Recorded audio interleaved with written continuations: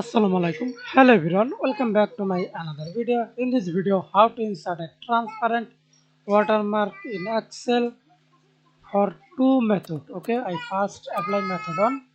Go to insert tab. Now see this text. What are text? Select here. Select text. Still on. Type watermark name. Watermark. Okay. Select full watermark text. Now see this font color or go to home tab, type or select font color, choose your font color. I select white background, darker 50%. Now click OK. Oh sorry, on text.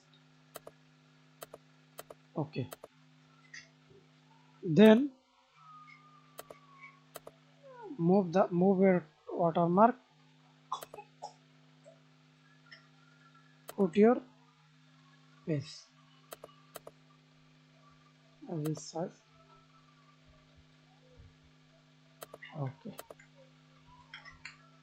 Method number 2, go to insert tab, insert watermark,